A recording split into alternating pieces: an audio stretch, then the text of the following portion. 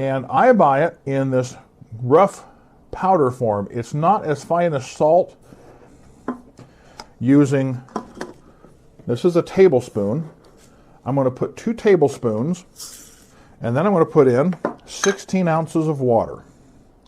Now, like I say, this is going to make a concentrate.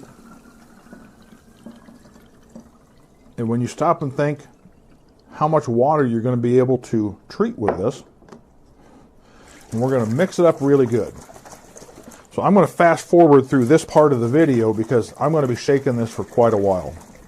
Guessing on this. That looks about like it. I'm going to set that in there.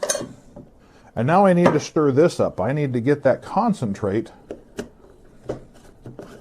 all mixed up into this water. So again, I'm going to speed this part of the video up. So let's get that good and mixed up. I'm going to bring the tablet over here, set it up, and we'll take a time lapse and see how well this works. Like I say, this was originally sitting here for 4 or 5 days and it still wasn't cleaned out. Let's see if we can speed that process up, shall we? Now, the next minute of this video is actually a time lapse of 2 hours total of this water just sitting there on my table.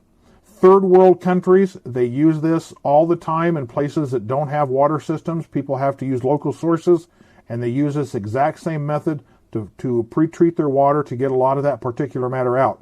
This is a very known